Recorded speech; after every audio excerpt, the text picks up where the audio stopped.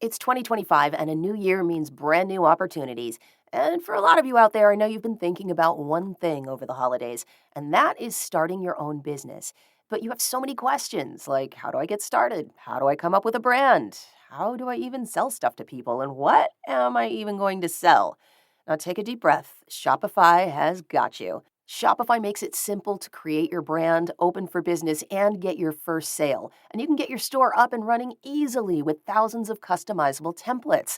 You don't have to be a coding nerd or a design geek to get this done. All you need to do is drag and drop. Shopify also helps with the details like shipping, taxes, and payments from one single dashboard, so you can focus on the important stuff, like growing your business.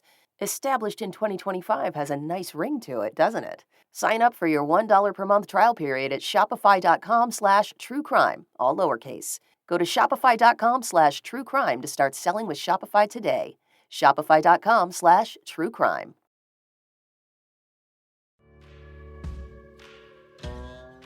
I'm Alice. And I'm Brett. And this is the Prosecutor's Legal Briefs.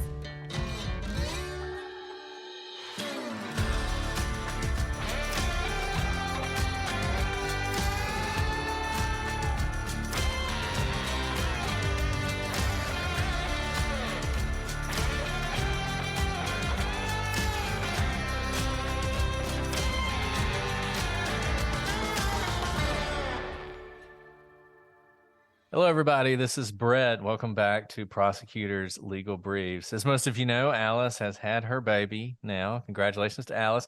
And she's still on maternity leave. We have very liberal maternity leave policies here on the prosecutors. So it's just me, but not just me, because no one wants to listen to me talk.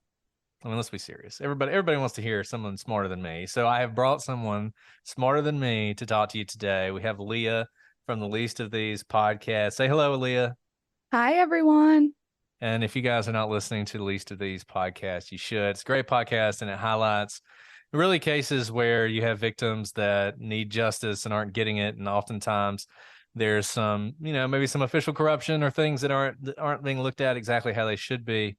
And she likes to highlight those. And the reason I thought Leah would be perfect to come on today is we're going to talk about a case. It's one of, usually on the prosecutors and on prosecutors legal briefs, we talk about cases that are older, maybe they're cold cases. Every now and then we'll do one in the last couple of years, but this is actually a case that a lot of you are going to know about.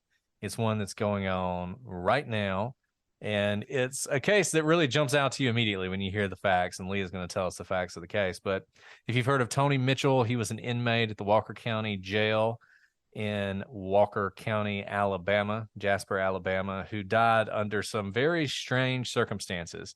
And it's a case that has been breaking sort of in the news over the last couple of months. And there are facts that are in dispute, obviously. We're going to talk about those. So I would caution you should maintain at least a little bit of skepticism. But it's one that a lot of you have asked about and we've wanted to talk about.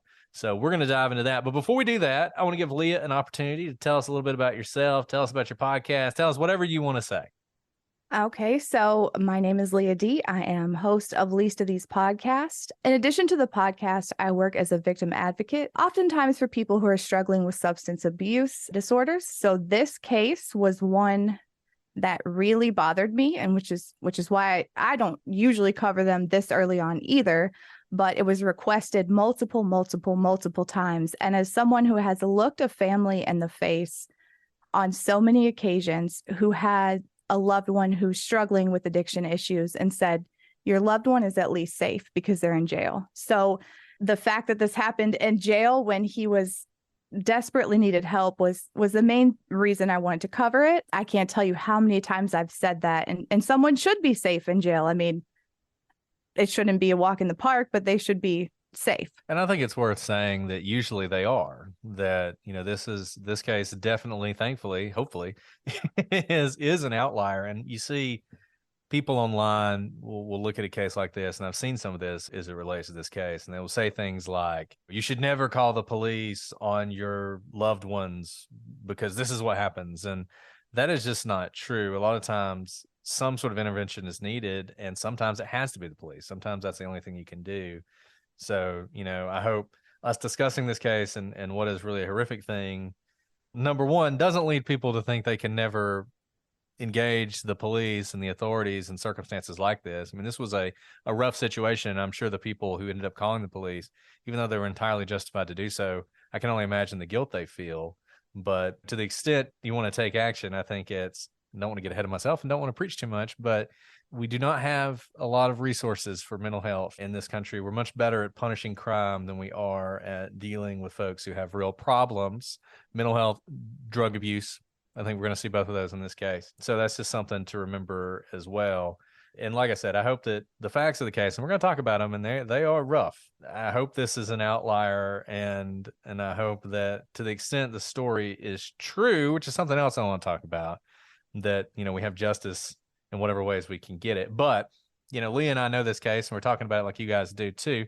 I'm going to let Leah give us some of the facts of this case and tell us how this thing got started. Before I do get into it, I do want to say this is an outlier, and I have seen great things come from jail. I know that sounds, you know, crazy, but sometimes that's been the catalyst that stops someone and makes them see that they have a problem. And so we've been able to use someone's incarceration to get them into a treatment. So I do want to say that before I get into the details of it. This is an outlier, and that is why I wanted to cover it, because so many families, when they're in that position and they're at their wits' end, sometimes it's the right thing to do to call the cops. And a lot of times that can lead to great things happening, even though it doesn't seem like a great thing at the time for the person, you know, just letting them get sober and make clear decisions. So with that being said, let's get right into it. So Anthony Tony Mitchell was 33 years old. He had been living in a home on Lost Creek Road in Carbon Hill, which is in Walker County. He was extremely close with his father, and he passed away late in 2022. Tony had struggled in the past with substance use issues. He spiraled further into his addiction. His mom had gone by the house frequently, brought him meals, and checked in on him, but he was living there alone. That takes us to January 12th, 2023. So according to the lawsuit, he showed up to his cousin Steve's house. And at first, his cousin didn't even recognize him. Tony had lost nearly 100 pounds. And he had always been a big guy. He was over 6 foot tall, 200 pounds. He told Steve that he wanted to tell him a secret that no one else knew.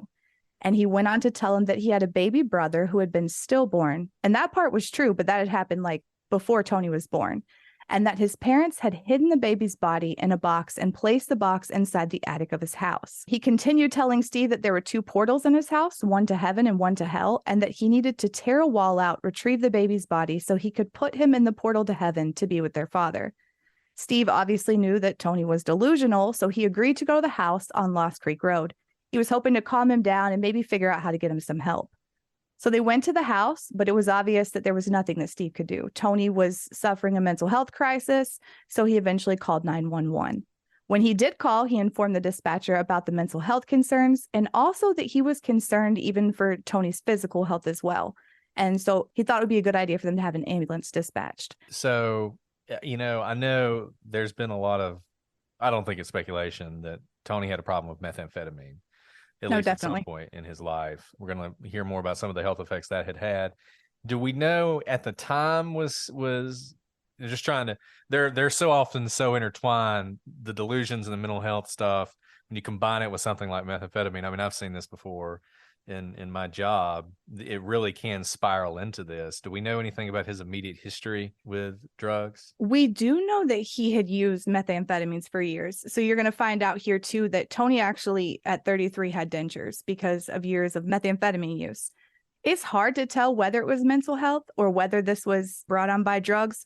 I've also seen this happen when someone tries to stop taking methamphetamines. One of the most scariest situations, I don't want to say scary, but just alarming as far as the level of psychosis that was there, was when I watched someone try and stop methamphetamine use on their own. So I don't know what had happened with Tony.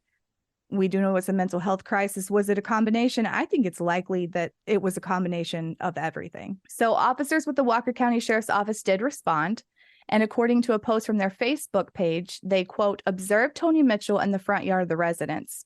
He immediately brandished a handgun and fired at least one shot at deputies before retreating into a wooded area behind his home. SWAT arrived at some point. They weren't actually called in. They were doing a training exercise nearby, so that was fortunate. Tony was taken into custody without further incident behind the house. Okay, at the time Tony was arrested, he had black spray paint all over his face. And he told the deputies that he had painted his face black in order to enter a portal to hell inside of his house. By the time he was arrested, his mother, his cousin Steve, the Walker County Sheriff Nick Smith, and Public Information Officer TJ Armstrong were all on the scene. And a photo was taken of Tony by Officer Armstrong announcing the arrest, with his face included, and it was attached to that statement that was made about his arrest. That photo showed Tony, of course, with all the black spray paint. And from the photo alone, it's clear that there were some serious mental health issues. I mean, he's very thin, frail, and that photo was published online. Of course, it began spreading all over. Memes were made, and after an outcry from the community, the sheriff's office edited the picture to only show Tony's body. And so, according to the lawsuit, at the scene, Public Information Officer Armstrong talked to Steve and told him that Tony had taken that shot at officers, was a little roughed up, and that they were planning to charge him, and they would set the bond high enough that he wouldn't be able to get out. But like we talked about before, this was going to be good because everybody thought that Tony would get the help that he needed. And so everybody was kind of in agreement with that happening. So Tony was booked into the Walker County Jail on an attempted murder charge. So at that point, his family hadn't heard anything. He was booked in jail. Roughly 2 weeks later, his family gets a call the afternoon of January 26th. TJ Armstrong told Steve something to the effect of, "We've had a time with Tony, that Tony had refused to eat, speak with jail personnel, and that he'd allegedly refused to consent to a psychiatric evaluation." He went on to tell him that it was, quote, "the worst case of addiction we've ever seen," and that Tony's body temperature had started dropping that morning. He'd been taken to the hospital and he wasn't going to make it. Because when he got into the hospital, the doctor had asked Tony to sit up. Tony had sat up and suffered a massive heart attack. He told Steve to bring Tony's mother to the hospital to say goodbye. So I want everyone to remember that Tony had sat up and suffered a massive heart attack, because it turns out that's not at all what happens. So after 3.5 hours of resuscitation efforts, Tony was pronounced deceased at 1:15 a.m. on January 26th at the hospital, but his cause of death was hypothermia. So we have a situation here where a lot of things happen which just aren't that unusual. I mean, it's funny. A lot of this may sound unusual to a lot of you out there, and that's good. But I'm from Walker County, so I have a lot of familiarity with this area and a lot of the stuff that was going on here. And if you've ever seen Justified, Walker County is kind of like Justified, in that everybody used to work in the coal industry or in the garment industry. You either made clothes or you dug coal. Carbon Hill, there's a reason it's called Carbon Hill, because it was a coal mining community, and a lot of the coal mines have shut down. A lot of the coal mining has moved away from the United States. And in fact, there are companies based in Walker County that used to dig all the coal that now dig coal in South America. And obviously all the clothing stuff is closed too. So Walker County is sort of one of those places where you see a lot of drug use. I remember one time I was on the internet and I saw a Washington Post article about opioid addiction. And I clicked on it to read it, and the byline was Jasper, Alabama. And I thought, wow, Washington Post, come to Jasper, Alabama, talk about opioid addiction. So there's a lot of drug addiction, and there are a lot of people who sort of live in these tiny little communities off by themselves. Everybody has a gun. The gun ownership in Walker County is probably like 300%. Because there's so many. And you have this guy, he doesn't have anything, and he's doing so much meth, he doesn't even have teeth, but he still got his gun, and when the police show up, by goodness, he's gonna take a shot at him, right? So really the deputy sheriffs should be prepared for this and know this is going to come. And I just want to put all this out there, because what we're going to learn about the allegations of what happened here. So we have a death in custody. This has resulted in a lawsuit. And that lawsuit has resulted in a complaint. And a lot of the facts we've been talking about are in that complaint. You can find that complaint online. There's been a lot of media about it. And we're going to hear facts about the things that happened. And I think there is sort of an initial thought of maybe, well, he took a shot at officers, and so maybe they roughed him up a little bit. Don't give anybody that kind of credit. This kind of thing happens so often. It's not unusual enough that I'm like, well, he did shoot at him, and I'm sure those officers were mad, so maybe they weren't thinking clearly. No, what you're going to hear about, if it's true, if things went down the way we're going to talk about, it is just so extreme. Like I said, I am reserving a lot of judgment on this one, because the facts are so extreme that it's hard for me to believe that this kind of thing would go down. I say that, however, having grown up in Walker County, I will say that, and there's some of you that listen to this show who are from Walker County, because I've noticed your comments before. This kind of stuff, when I saw the story and I saw it was from Alabama, I was like, uh-oh. And when I clicked on it, sure enough, Walker County.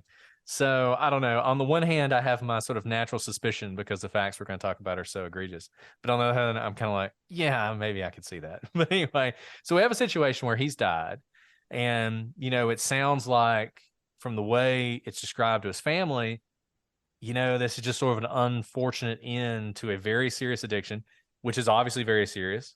We know that based on these sort of undisputed facts from early on. He clearly had a serious addiction that was having a serious effect on his health. And so maybe this is just something that the police just couldn't, you're trying to blame the police here, but they're just dealing with a very difficult situation with somebody who was very sick. Tell us why, at least if the complaint is true, that is not right. Why that is not right. So when Tony was taken into the hospital, his internal rectal temperature was 72 degrees Fahrenheit. So he died not just of hypothermia, but extreme hypothermia. And at that point, he had been incarcerated for over 2 weeks. So there was no reason that someone would be hypothermic in the Walker County Jail. And I just want to point out for everybody that you are considered hypothermic when your body temperature reaches 95 degrees Fahrenheit or 35 degrees Celsius for those of y'all listening in countries with weird ways of measuring temperature. And that's a lot higher than what he ended up with. I mean, unless you were, I don't know, in a frozen lake for some period of time, I'm not even sure how your body temperature can reach that. I mean, we've said he had severe hypothermia. Severe hypothermia is when your body temperature is below 82 degrees. So we're talking another 10 degrees here for someone who has been inside this entire time. How does that happen? And the jail is supposedly kept at 72 degrees. So he was the same temperature as his surroundings, which that doesn't really make any sense either, but we'll get there. So the Walker County Sheriff's Office, of course, issues a statement. They say that they have the date wrong for one thing. On Thursday, January 27th, an inmate was provided a routine medical check by jail medical staff, and they determined that he needed to be transported to the hospital for further evaluation. The inmate was alert and conscious when he left the facility and arrived at the hospital. Shortly after arrival at the hospital, the inmate suffered a medical emergency and became unresponsive. Life-saving efforts were performed by the hospital, and the inmate was ultimately revived. Remember that part too. Unfortunately, a short time later, the inmate passed away. So that was the official statement. The family knew nothing else. Tony was deceased from hypothermia, and, they weren't even saying that publicly. Like, the jail wasn't saying that publicly. But there was another detention deputy. Her name is Karen Kelly. She saw the statement and knew that something was off because she had seen Tony the day before his death, and there were whispers around the jail about Tony's condition when he left the jail. So the sheriff's office is saying this guy's alert and conscious. She is hearing things that, he was not so alert and conscious when he left the jail. And so she goes back into work and reviews the video, and she sees what appears to be a lifeless Tony Mitchell being carried out of the jail into the Sallyport and placed in a car to be transported to the hospital. So she records the video. After several days, she sent the video among kind of her coworkers and kind of got like, man, somebody should do something about this, but nobody was going to do anything about this. So then she sent it to another correctional officer in a different jurisdiction, and the video made its way to social media. Have you seen the video, Brett, where he's leaving? I have, yes. Did he seem alert and conscious to you? He did not. He does not. He seems basically lifeless. Is what he seems like to me. Even the Alabama AG watched the video, and there were a lot of people mad at him on Twitter because he made the comment that it seems like he's posturing. And they took that to mean like he was faking it. But I see what he was saying. Like his arm, it almost looks like he was posturing, like he was seconds from death, if not already deceased. Right. And posturing, what that means, if those of you who watch football, if you ever see someone who has a severe concussion, if you saw the Dolphins play the Bengals and Tua Tagovailoa had a severe concussion, his second concussion in less than a week on the football field. And you see his, like, the arm sort of, they're involuntary things that happen to you when your brain is essentially undergoing major trauma, or in this case, shutting down. And that's what posturing is it's like when you assume some sort of contorted posture. So not faking it, but yeah. And that's exactly what it looks like when you see it. And just so, I mean, like I said, I'm trying to keep an open mind here, because I know these guys who work at these jails, they got a really tough job, and I don't want to, slander anybody without having a lot of evidence to do it. But the video does not fit the description that we were given. We were given a description and a statement about the way, I mean, when you read the statement, you would think they had some concern for him, but he was basically fine, but they wanted just to make sure. And so they took him to the hospital, and he just sort of collapsed on the way to the hospital. They revived him at the hospital, and then he passed away through no fault of their own, right? If anything, they had precautions in place. This was a protective measure that they were going to take him. But then you see the video, and it's not like that. And it's interesting, if you read the complaint, the plaintiff's attorney continuously refers to this officer as a heroic officer for taking the video in the first place. And do you have any more information on sort of her and her story? Well, she has filed a lawsuit as well because she was swiftly fired. So after she released the video and it made its way online, she was called into the sheriff's office and they asked her about the video. She stated that she felt the EMS should have been called for Tony at the morning. So she was off shift. I believe it was the morning of the 25th. So it would have been the day before he died. When she went off shift, she saw Tony before she left. We'll get to that too. He was sitting up in the cell and he was asking for water. So the cell that Tony was actually being kept in was a holding cell. It's BK5. We find that out the amended complaint, that it's BK5, and it's what's known as a drunk tank. So he was held there throughout his incarceration. They say for suicide watch, but that cell doesn't have a toilet. It's not a normal cell. It's just a holding cell. So when she left that morning of the 25th, when she was coming off shift, she saw Tony and he was asking for water. She came back in, saw the video. What she saw was Tony being carried. That video is him being carried by 4 officers, and he is not moving. His head is back. Even when they lay him down, when we talk about posturing, his legs stay up. Like, his legs don't fall down. His legs stay up, and he's kind of tossed into the car and then taken to Walker Baptist. She was fired, and they actually, even the day that it hit social media was the day that she was fired, and they backdated her letter of termination. Now, they didn't say expressly that she was fired because of what she had done, but she was told that the matters were discussed with her. And the only meeting she had been in was one about the video. So she has got a lawsuit of her own, and she is also represented by the same people that Tony Mitchell's family is represented by. And I believe his name is John Goldfarb. Did she say, or maybe I just heard this, that she had some concern that if she didn't record that video, the video would no longer exist? Isn't that something that she said as well? She made multiple statements to, if she didn't get this out there, they were going to cover this up, is kind of the way that she put it. So she felt compelled to record it, because the moment she saw it, she realized that the statement they had released, so she comes into work after he's died, and she's already seen the statement. So when she pulls the video, she's like, wow, he's neither alert nor conscious. This is bad.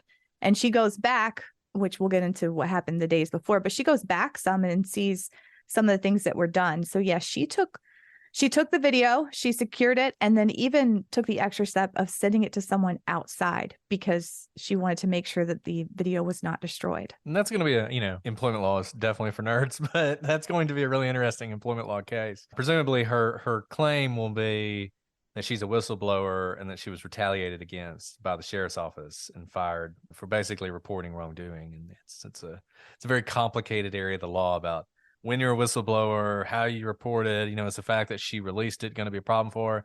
All sorts of interesting things. So we may follow that sort of tangentially and see how that goes.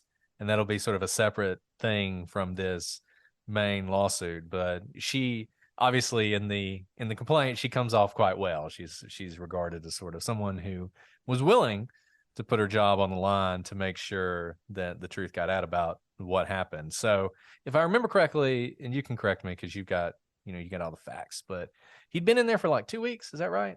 Almost 2 weeks. Yeah. Almost 2 weeks. And you've noted that this was the drunk tank. We call it the drunk tank because when you pull people into the station and they're drunk and belligerent, you can't just release them back out into the world, particularly if there's no one to take them. So usually what happens is they're put in a cell for 12 hours or so, long enough that they're going to sober up, and then you can deal with them, process them, bond them out, all those other things. And because it's a place where people stay for a very little short period of time, it's also can be the place where new arrestees stay until you decide whether they're going to be released, whether they're going to be transferred to a cell. There isn't a toilet. It's not sort of when you think of a cell, when you think of like your like standard prison cell where there's a toilet and a sink and they're often the same appliance, which, freaks people out. But nevertheless, you have a toilet and a sink and a bed and, the things you need, right? In a cell. Did he have any of those things for the nearly 2 weeks he was there? He had none of those things. In fact, there's a drain in the floor that they are to use to relieve themselves of liquid waste. But if they have to go to the bathroom, they have to ask, an officer. There's no water. There's nothing. It's a bare cell with a drain in the floor. And because he was on suicide watch and the lawsuit will go through this, there are certain points where he had like the paper. It's kind of like a paper material, clothing, and at certain points he had a mat to sleep on. But according to the lawsuit, after the 17th of January, he was not even provided so much as a mat to sleep on. And at times, Tony was seen on surveillance completely nude with feces on him. He was, and we'll get into the amended lawsuit because the first one is, of course, the one that the sheriff's department has taken issue with. The amended complaint, they haven't so much taken issue with. And there are points, it talks about how many times he was taken to the bathroom, which is way lower than what someone should be taken to the bathroom. And if this lawsuit, if these facts are true, I mean, he was treated worse than you would treat a dog. Let's just be clear. And to play devil's advocate a little bit, when you're on suicide watch, it is oftentimes you are without a lot of the things you would like to have because they can't give you clothes, because if they give you clothes, you can fashion that into a noose, essentially. They don't give you any utensils because they don't want you to be able to turn anything into a knife. You can't have a bed with bed sheets because obviously you can use the sheets. I mean, just think of sort of Jeffrey Epstein, right? I mean, people are very creative in the ways that they kill themselves, particularly in jail. So you can sort of understand some of those steps. But the sort of nude covered in feces without even a mat to lay on, that I don't know. I mean, I'm just trying to imagine sort of what when this lawsuit reaches a court, when there's a trial on this, if it ever gets that far, I'm trying to imagine sort of what they're going to say. And I understand how they'll rebut certain points and just say, look, we had to do that. It's suicide watch. We had to do that. And I assume that the reason they kept him in the drunk tank is partially because of suicide watch. Though if you're going to keep someone there for that long, I don't know why they couldn't have converted one of their other cells into sort of a suicide, for him. I mean, take the bed out, take the sheets out, but like the water thing. Let's talk about the water thing. So he has no access to water. He can't just like drink whatever whenever he wants to. So what is the accommodation that the jail is supposed to make to ensure that he has water in the first place? So also when you're on suicide watch, the meals are different. So you're given a meal in a paper sack and you're not given. So I guess everybody else, according to the lawsuit, everyone else is given like this white tray takeout style paper, styrofoam, and they have utensils. Of course, someone on suicide watch would not have that. So they're given what's called a suicide sack. I don't know what the meal contains, but a drink doesn't come with it. So Tony would have had to have asked officers for a drink anytime that he wanted one. So he would have to be removed from the cell by the officers to take showers. Some inmates will take like cups in there, I guess, when they're in the shower and get watered that way, but that not Tony, since he was on suicide watch. So he would have to ask. He would also have to ask, I guess, for something to be done with the floor, to be cleaned after he had urinated, and have to ask to go to the bathroom if he needed to go number 2, because you couldn't do that because of the grate in the cell floor. So his care was ultimately completely dependent. I mean, he has no way to do anything. It's completely dependent on the officers that are in charge of him. And there's even a heightened thing for him because he's not a standard inmate. He's not someone in their right mind, frankly. I mean, the reason he's been brought in the first place is because he's suffering from these severe delusions. And even though the jail views this as partially a detox as well, we're going to get him off the drugs. As you said, number one, we don't know. I mean, I believe in the complaint at one point, someone says to somebody, we'll put him in detox, and when it's over, we'll see how much of his brain is left. Yep, that was a comment. So they knew that there was a possibility that there was severe damage here already, and that you get him off the drugs, it's not going to matter. All this to say, he's suffering from some sort of mental illness, whether it's natural or caused by the drugs, and he's having the problems from the drugs, and he's going to be going through withdrawals, which they know because that's the whole purpose why they're doing this. So he's not even going to be he's somebody you're going to have to take extra care with, I guess is what I'm saying. Like, as you said, there's a great, you can go number one, but you can't go number two, but you have to count on him telling them when he has to do that rather than just what you would expect from someone in his situation.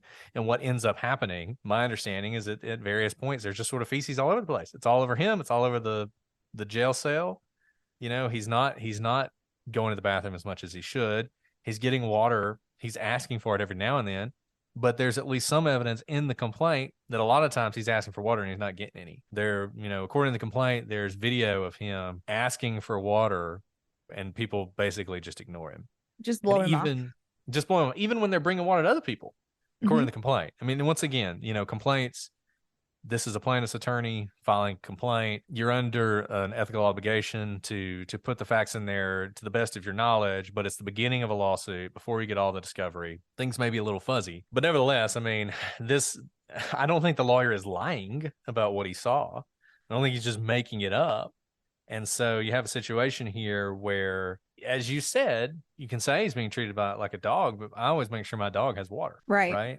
So, and a relatively clean place to be. Yeah, and a mat. So this is a situation that he's being held in over this period of time. And so you can already see we got some real sort of red flags popping up, both in how he's being treated, the fact that no one seems to really be taking any extra care for him. And I get it, they're busy, and this is not a mental health place and it's not a drug detox place, but nevertheless, doesn't seem like they're taking a whole lot of extra care.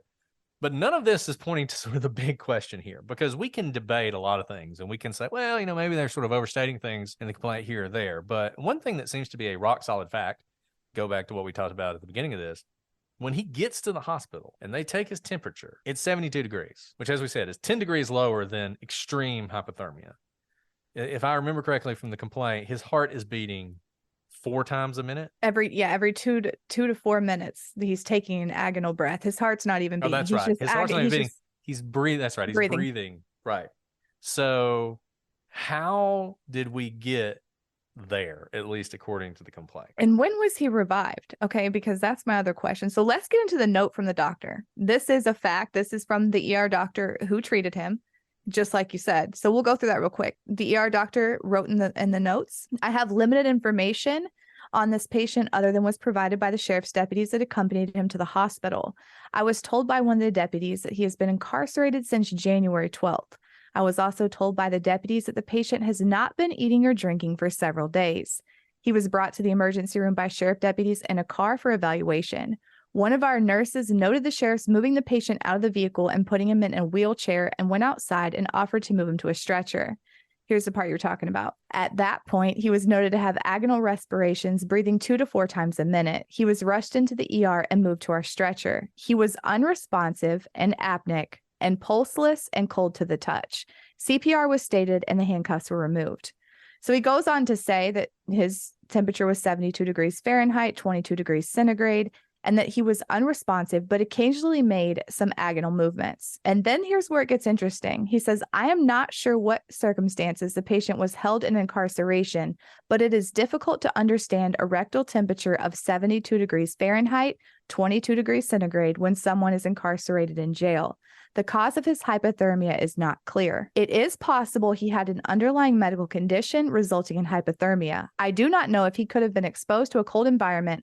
I do believe that hypothermia was the ultimate cause of his death. Okay, so I actually reached out to a medical expert when I originally covered Tony's case about that whole thing about an underlying medical condition. And I was told unequivocally that someone to have any kind of breathing or pulse and a temperature of 72 degrees would not occur from a natural disease. So there would have had to have been an environmental factor present. But I think what the ER doctor says here is actually pretty strongly worded for an ER doctor. I mean, he's just getting this patient. He takes a temperature, it's 72 degrees, and he says, I'm not sure what circumstances the patient was held in incarceration to explain this temperature. But the sheriff's office has pointed that out, that he did say, that there could be an underlying medical condition, but what condition? I'm not aware of any condition that would cause a 72 degrees. Like you said, you're talking the most extreme hypothermia. So the original complaint by the family claimed that Tony had been left in the jail kitchen freezer or other frigid environment on the night of January 25th or the early morning hours of January 26th. But that's not what the complaint says now. Right. Yeah. And that got a lot of press. When they initially said that got a lot of press. I actually find this really intriguing how this probably went down because, when I first heard it, I thought that is not true.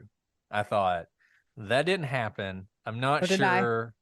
There's just no way they put some guy in the freezer. It didn't happen. So that immediately made me think, I don't know if I buy any of this because I didn't believe that. And a lot of times you see these sort of initial complaints and there's all sorts of crazy stuff in them and it gets all the press. And then a month later, there's an amended complaint. Nobody reports on that. They get rid of all the crazy stuff. And then you always wonder, whatever happened with that? And then like 6 months later, you find out the case was dismissed and everybody gets in an uproar because how could they dismiss a case where they put a guy in the freezer and nobody ever realizes they didn't?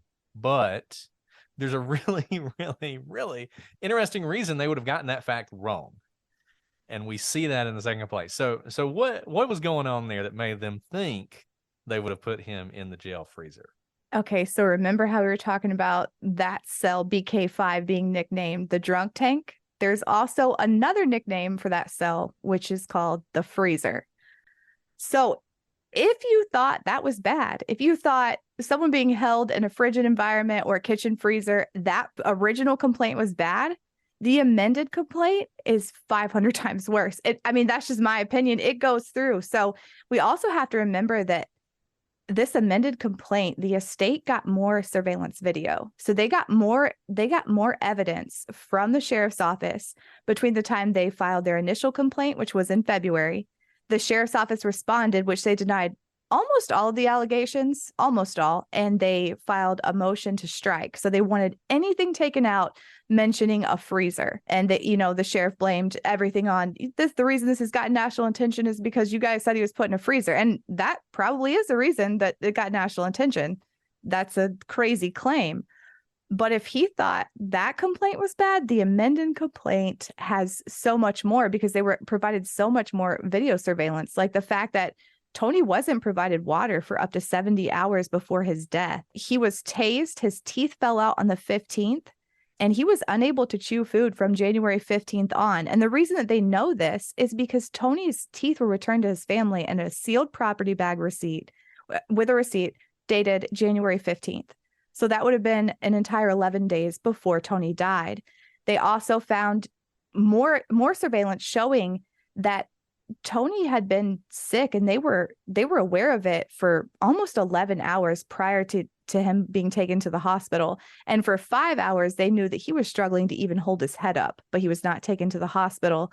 Instead, his cell was cleaned. He was dressed in a nice new jail uniform and then taken to the hospital. Yeah. And so I think you're right. I think if at the end of the day, these allegations in the second complaint are proven, it's going to be, it's going to be a huge issue for a lot of people. And it's, and maybe not just civil liability if the allegations in the complaint are proven, because what you have here is, you could imagine sort of the freezer thing that for some reason they had done. They put him in there for some reason, whatever. That's one bad decision. That's one bad decision. That's one bad decision. And maybe it's one person, but if it's true that this place is the freezer and it's like they punishment room, this is where they punish, they punish people who, and if you read the complaint says there were other inmates in the surrounding cells and it had gotten so cold that those inmates were complaining and saying that they were really cold and that there's video of some of them like shivering.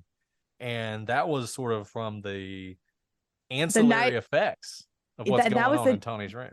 The night of January 25th. So that was the night before he's found. And, at 3:00 is when they first start documenting, 3:00 in the morning on the 26th is when they first start documenting that there's a serious problem with Tony. But there was other inmates that were cold. They said they were shivering. They were told to, toughen up. It wasn't their problem. They were often also mocked. And somehow, and it doesn't really explain how, I don't know if you got how from the complaint that they actually manipulated the cold air to blow, but it was around 30 degrees outside that night. It was January 25th. It was pretty cold outside. And somehow they actually intentionally blew the cold air into the cells. Did you ever figure out exactly how? I read it a couple of times, but I didn't really get it. So it's not clear from the complaint. And that's, one issue with complaints is a complaint is a simple, brief statement of the allegations. And used to be they were very basic. And then you had a couple cases, Iqbal and Twombly, that came along that said, hey, when you do a complaint, you need to put enough facts in there that if a judge looks at the facts and assumes them to be true, if the facts are true, you have a lawsuit. Obviously, if the facts in this one are true, this is going to survive the motion to dismiss phase of this. This is a civil case. So usually what happens is you file a complaint. If the facts in the complaint taken as true are not enough, you can file a motion to dismiss and just get it dismissed and say, look, assume everything in there is true. Doesn't matter. Still not negligence or whatever. Dismiss a complaint. If you get past that, you have summary judgment phase, and that happens after discovery. So you have a bunch of discovery. You have a bunch of evidence that comes in. There's evidence that's undisputed. And basically at that point, you can ask a judge, hey, just look at the evidence. And based on the undisputed evidence, if you can decide the case, decide it now. We don't want to have a trial. I think in this case, I don't think you'll have that, because I bet there's going to be a lot of disputes about this. And this may be one of the places. It seems like this must have been based on somebody's testimony. Maybe it's this lady who's the other sheriff is going to say, like, look, this is what they did. I'd seen them do it before. Here's how they did it. At some point, they're going to have to back all this up. The defense attorneys have lost their minds over all this stuff. I mean, they've filed sanctions motions and saying that the plaintiff's attorneys are like egregiously out of bounds and this is basically slander and all this other stuff. So, can they prove it? Can they back it up? I don't know. We're going to have to see. But if you just take the facts in the complaint, even though we don't have all of them, and even though we don't know exactly how everything would have gone down, if it's true, then yeah, I mean, they just, and it's one of those of you here watching the Gwyneth Paltrow case, I bet you didn't think that was going to tie in anyway. So when you have this kind of case, when you have a civil case, you take the defendant as you find them. So in the Gwyneth Paltrow case, there's a lot of discussion about the fact that he had some issues before. He ran into her, she ran into him. And so therefore, even though his injuries were worse than you would expect in a small speed collision and skiing, she's still responsible for him because you take them as you find them. It's the eggshell skull plaintiff theory that, if somebody has like a very thin skull and you barely hit them and it cracks their skull, sorry, it's just tough for you because you shouldn't hit them in the first place. In this case, I say all that to get to the point. In this case, the defense is trying to say, look, this guy already had a bunch of problems. He'd lost 50 pounds before he got there. Yeah, he had dentures because he didn't have any teeth at the age of 33. And really, this is probably a result of some underlying medical condition. Let's say he has an underlying medical condition, and let's say that underlying medical condition makes him more susceptible to hypothermia. If you put him in a cell where you were intentionally putting the temperature down, and maybe that never had caused you problems before because nobody you'd put in the cell had any underlying medical conditions that would cause hypothermia, that's still going to be a problem for you because you took an action that led to this person's death. And for me, it's just really hard for me to get past the temperature. It's really hard for me to get past the body temperature because I can't. It's like you were saying, I tried to find something. I thought maybe meth withdrawals makes your body temperature drop 30 degrees. I couldn't find anything that says that. If that's true, if that one fact is true, that he showed up to the hospital with a body temperature of 72 degrees, if that one fact is true, I don't know how this doesn't come back to the sheriff's department. I just don't know how. I don't know how he could have gotten there. And then you add in the other things you pointed out, like when you see the video of him being wheeled out, he looks like he's in the middle of having a stroke or something. The posturing that you mentioned, I mean, the fact that he is not responsive. I think in the defendants at some point, I think tried to say that the reason he was in a wheelchair was because he refused to assist in his own transport. So they had to put him in a wheelchair, was the way they put it. Well, when you watch the video, it looks like he couldn't assist in his own transport because he was basically dead at that point. And so I don't know. To me, that whole thing from the moment they took him out when he gets to the hospital and that emergency room technician, because that doctor is going to testify and he's going to say, I have no idea how that could happen. And I'm sure they'll have an expert if it gets that far who will say there is no underlying medical condition that could cause this without X. Like, unless you did X, you could not get here. So I don't know. I mean, it looks bad. And the thing is, and I've said this several times, I don't trust plaintiffs' attorneys at all because plaintiffs' attorneys are notorious for writing these complaints that say all this horrible stuff happened and they can't back it up. But that one fact seems absolutely undeniable. The body temperature seems undeniable. I don't know that anyone disputes that. So I don't know what their explanation is going to be for that. And you have them themselves admitting that his body temperature was dropping. They said that. That was the officers that were with him. And part of that comes from a note that's here in the amended complaint where they first notice that something's wrong with him. I'll go ahead and read it directly from the complaint. This is about 3:30 in the morning. So I want you to remember that this is 3:00 in the morning. So take all that away. Here's another problem. Why was he not transported to the hospital until he arrived at 9:23? At 3:00 in the morning, they were aware that something was seriously wrong with him.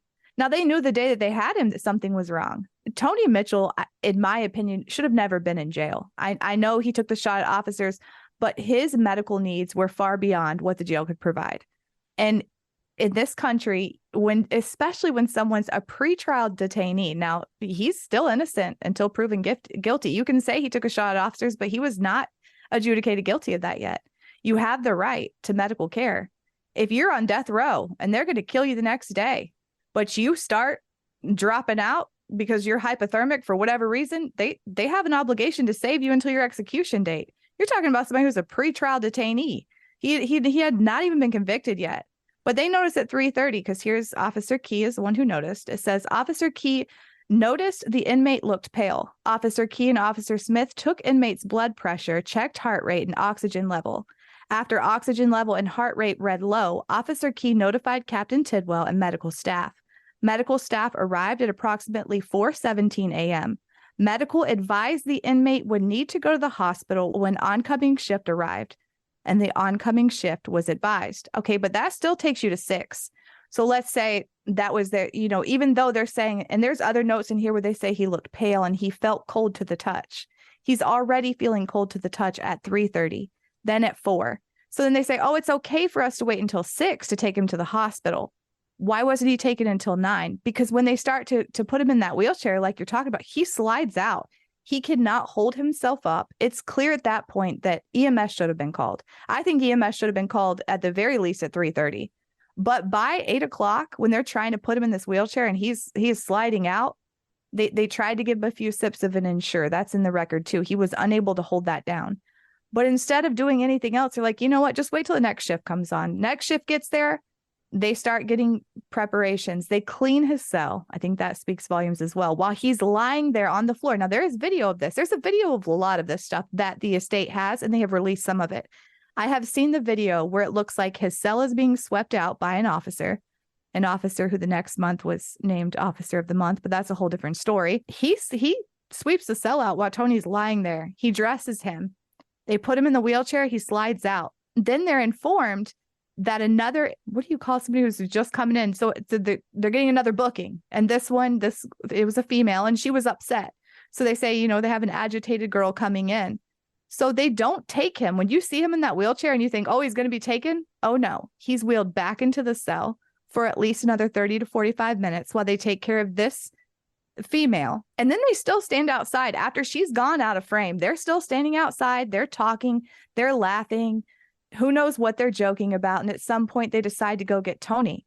They try to wheel him out, but they can't because he's sliding out of the wheelchair. So then he's carried by his arms and legs and put into there. So even if they didn't intentionally make the cell cold, even if none of this was intentional, why would you wait from 3:00 in the morning until 9 to get him medical care? And you've known this whole time he's already having issues. He suffers from substance use. In the notes, it says that he thought he was Jesus, even while he was incarcerated. He's not in his right state of mind. Jail was not the place for him. Jail is a great place for someone to sober up when they still have their wits about them. Tony obviously didn't. From the day they picked him up, he was talking about the portal to heaven and hell. And he was obviously very distraught, had lost all this weight. He was already in a critical position. And they just allowed him to stay in that jail, not eating, not drinking. And they were aware of this. They had to know when they picked his meals up, that the meals weren't eaten. They told the medical personnel that he hadn't eaten. They said it had been several days since he had water. They admitted all these things themselves and then turned around and say, oh, he's alert and conscious when he left us. That must have happened at the hospital. He just dropped. You know what? We just showed up to the hospital and he dropped dead. No, you have days of documented abuse. You have days of documented medical issues that need to be treated and weren't. And let me just say, for those of you who aren't familiar with the area, I've been to the Walker County Jail, not because I was arrested. And assuming they don't have a second one that he was at, which I don't think they do, the distance from the jail to the hospital is like, it's a 5-minute drive, particularly if you're police and you can put on lights and sirens. It's not far away at all. So it's not as if he was fine, which he obviously wasn't from the video. And in the long commute from the jail to the hospital, he deteriorated. I mean, it's not far at all. They would have been there in 5 minutes. So I'm just not sure. It's hard for me to sort of get them out of this situation, I guess. And, you know, like because there's so many different problems they have. Imagine, let's say that they disprove the freezer thing. Let's say that is completely disproven. They find out that whoever told them that was lying, and he was actually, he was in a balmy 80-degree cell the whole time. And who knows why the hypothermia happened? It was just a fluke of nature, right? Like, assume that happened. Well, you still have a duty when you see the deterioration, when you're a police officer, when you have someone in custody, to act. And if you think back to the George Floyd case, there were a lot of people who debated the culpability of the officers in that case. There were people who said, well, it was really the fentanyl, or it was really some underlying heart condition or whatever. The problem that I always had, if y'all have listened to our episodes on that, is assume all that's true. There reached a point where George Floyd was obviously in distress and needed medical care, and no one gave it to him. They didn't call for the ambulance. They didn't stop the restraints, and that was a problem. And that was a matter of minutes. A lot of y'all have seen that video. I think it's out of Illinois. I can't remember. Maybe it's out of Wisconsin, of the EMS workers, the EMT workers, who they come in and they've got a guy and they, I can't remember exactly all the facts, but they put him on the stretcher when they put him face down. He ends up dying because of positional asphyxiation, and they were charged with murder, right? I mean, you just have a heightened duty when you're in a situation where someone is in your care and they can't leave and you have control over them. When you see something happening, you have to act. And even in the worst case, a lot of officers, you hear about these sort of beatings and that kind of thing, violations of civil rights. If you're not the officer who's doing it, but you see it happening and you do nothing to stop, you actually have a duty to intervene in those cases. This obviously is probably, I'm assume it's not. Assume that there was no manipulation of the air, nothing. It still just feels like there was a huge gap there where nobody did anything, and they should have known better. And remember, we're talking about civil here, not criminal. This may end up being a criminal case. I don't know. I don't want to get into that. We're just talking about civil. The civil standards are much lower than the criminal standards. And the burden of proof for the defense is much lower. And like I said, maybe a whole bunch of evidence is going to come out and completely disprove all this, but it seems like they got a pretty strong case, at least right now. Well, once they got access to all that surveillance, because they see it, you can see his cell and you see anytime anybody's coming or going. And what we do know is that the last time video surveillance captured Tony being provided with a drink was on January 23rd at approximately 4:30 a.m. That's January 23rd.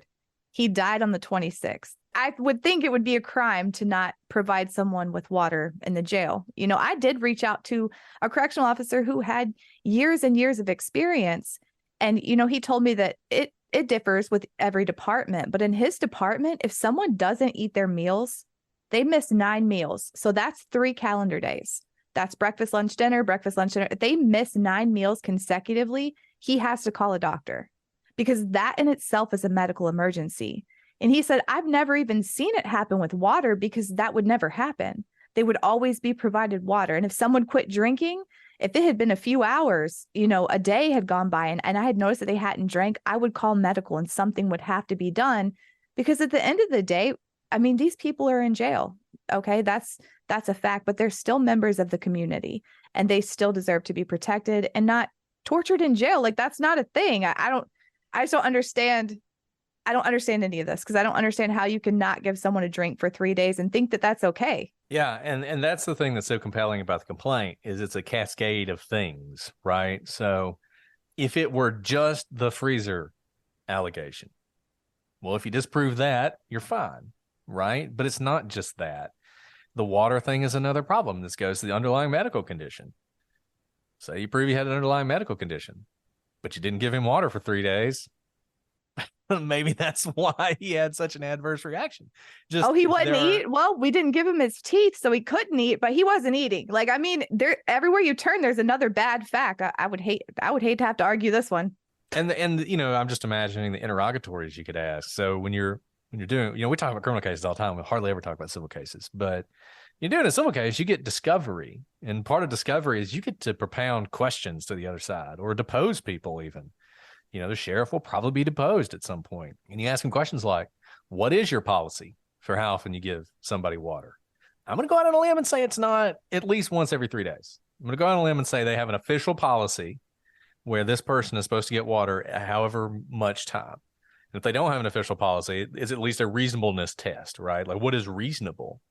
And if it's true that he didn't get water once every 3 days, I mean, there's going to be a lot that the defense needs to come up with some explanation for that. Well, yeah, you have the video, but the video system, was on the fritz. And so it actually only recorded every now and then. And during those blank spaces, we were just giving him all the water he wanted. He was having cups and cups of water, and you just didn't see that. Like, they're going to have to show something. And I don't know. I mean, this seems like a case you would love to try if you're a civil litigator, because you've got your witnesses. You have one officer who worked there who was fired, which is always a nice fact for you. You have the other inmates there who have no love lost for the sheriff's office, I'm sure, who can testify to how cold it was. And you have all this video, and you have the emergency room attendant. Like I said, we're early on in this. We've been talking for a while on this. We're early on it. There are a lot of people named in this complaint, and I would caution people, don't just go off the reservation, going crazy on this, because who knows, in 6 months, we may find out that everything we've been told is a lie. And there was another camera that showed all the stuff they were supposed to be doing was actually done. That may happen, but this is one that's worth following, and it's worth following not just to ensure that we do learn the truth about this, but and we talk about this some in some of our other cases, if you're out there listening and you work in a sheriff's office, I mean, you need to make sure that nothing like this is happening, because as Leah said, the sheriff's offices, you don't think about them that often, but they're the ones who are responding to stuff like this all the time. They're the ones who are sort of on the front line of defense on a lot of this stuff, and they can be a great resource. And they can do a lot of good, or it can turn into something like this. And it makes you wonder, if this turns out to be true and this actually went down, it makes you wonder all the stories that we didn't hear, and all the people that have gone through that place and suffered who we don't know about. Personally, I'm hoping this turns out not to be true. I'm hoping that eventually we can do a follow-up case and be like, oh, plaintiff's attorneys run amok again. But there are some facts in that complaint that are going to be pretty tough to get around. I also just want to point out, this isn't the first time that this particular sheriff's office have been accused of things like this. I also covered the case of Vincent Rawell, who his family did win civilly and got a settlement, and there is still a criminal case open on that one. There's Autumn Harris. She died in the Walker County Jail she was in there over a $40 theft charge, had pneumonia. Okay. And she died because she wasn't given the medication. She wasn't told. Her father actually worked at the funeral home and was told by the coroner that his daughter passed away in jail. That litigation is still ongoing. Austin Aaron was a 14-year-old who was killed at the hands of a Walker County deputy who was drunk, driving his patrol car on duty, hit the ATV, and he died. And that's just a small number. If you go to any of the pages, there are pages, I don't know if I could say them here, but there are pages dedicated to Tony. There are multiple family members who have lost loved ones in the Walker County Jail or at the hands of Walker County deputies. And I just feel like I have to say this. I've been hard on the sheriff's deputies, and I'm not anti-law enforcement. I work with good cops all day, every day. They have been instrumental in some of the ways that I've been able to help people. I think she would be okay with me talking about this. One of my very close friends got sober about 4 years ago, and there was a deputy that came to bat for us when no one else would. She was trying to get charged with probation violation for leaving the area to seek treatment. And I called the deputy that we had worked with before and said, hey, like, this is what's happening. He personally went to bat for her, and she's sober today, in part because of him, because she could have been thrown right back in jail, taken out of treatment, all these things, because, I mean, it's a long story, but she had to be transported from one treatment center to the next. And that was leaving the county, which she should have notified someone, but we weren't aware that that counted when you were in treatment. But we've had deputies go to the bat for us. I can't even count the number of times. But there's something about Walker County, and I do want to say that I have never been warned so many times in my life.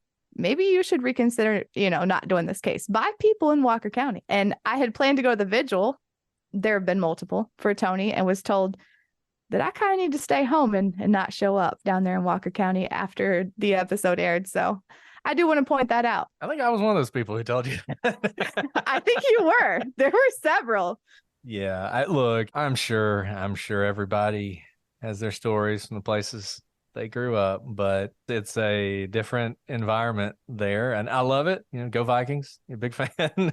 But yeah, like being in law enforcement, I'll often run into people who ask me where I'm from, and I say Walker County, and they're always like, how did they let you through the security check? It's like, yeah, well, the stories I could tell and the stories other people could tell. There are people who are listening to this right now who are from Walker County, and I am sure you are all thinking the same things. You're thinking about all the people who've disappeared and the people who've been blown up and everything else that happens in Walker County. So I don't know. We'll see how this goes. It's funny because my understanding was things are a little bit better in the jail since the new administration took over, but maybe not. I do want to point that out too. When this amended complaint came down, they touted this like, oh yay, they took the allegation out about the freezer. See, you should always wait to pass judgment. And I was like, well, I'm glad you said that, because the judgment is stronger with the second complaint than the first one. But, the current sheriff is posting it all over his personal Facebook page, the sheriff's department page, and anywhere he can find a spot, reaching out to the local newspapers and making sure everybody knows that the allegation of the kitchen freezer is now gone. So we can all breathe a great sigh of relief there, right? Hey, look, we're going to monitor this. And if it turns out that they are completely exonerated from any wrongdoing, we will be the first to say it, because like Leah, we love law enforcement and we don't want to cast aspersions on anybody. But I've read the amended complaint. It is not something I would be touting as look at this. There's a lot of damning information in it. And as Leah said, it's information that seems to be backed up by fact. This is the beginning of a lawsuit. Those facts will be disputed and we will see. But this one bears watching. I'll just say that. Well, Leah, it's been so great to have you on the show to talk about this case. I hope all of you are watching, listening to her show. I assume you're available wherever people get their podcasts. I am available wherever you get your podcasts. You've talked a little bit about it, but give us more about your show. Like if somebody wanted to listen to your show, what's the episode you would send them to?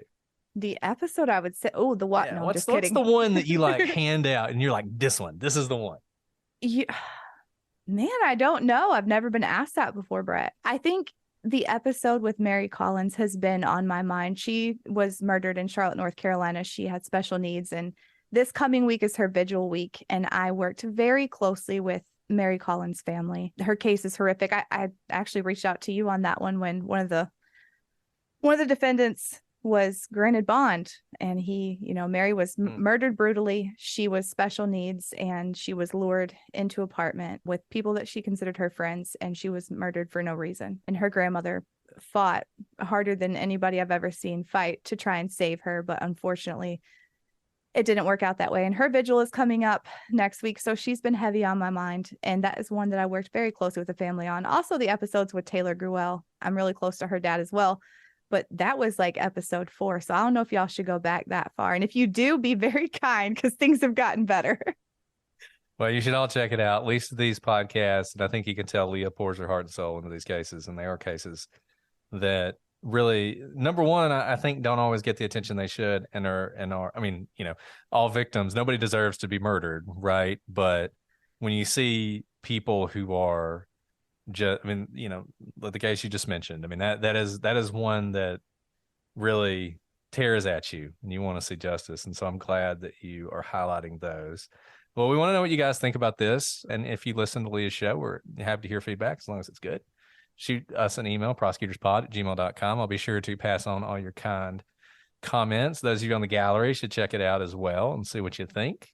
Leah, are you going to be at CrimeCon? I think so. I think I'm going to be there sharing a table with the one and only Heather Ashley. Well, there you go. So if you're going to CrimeCon, make sure you swing by Heather Ashley's table and see Leah in addition to us. I'm sure we'll all be hanging out together as well. Just more reason to go to Orlando in September for CrimeCon. Remember, prosecutors, 10% off. Leah, do you have a discount code? Do I need to be giving yours out as well? Oh, no. I'm sneaking in again this No, year. she's sneaking in. Okay. Well, then use prosecutors, 10% off. Yeah, use that one. And whoever brought the Swedish fish to y'all last time, I'm going to need them to bring some more. Yes. The more candy, the better. That goes, Alice loves candy. Gummy bears are always appreciated. But all right. Well, we will see you guys soon. It's been so great to have Leah on board. Leah, I'm going to need you to help me as we sign off today. We'll see you guys next time. But until then, I'm Brett. I'm Leah. And this has been the Prosecutor's Legal Briefs.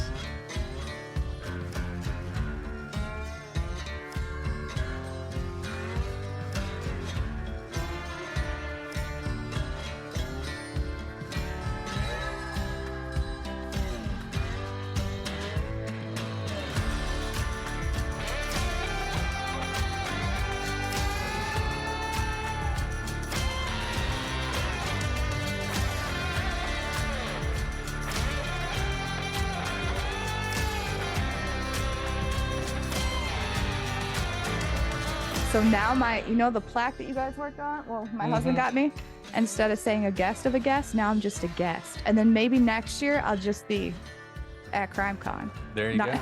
Not a guest of You anybody. you can also hang out at our table too if you get tired of If there's snacks, I'm there.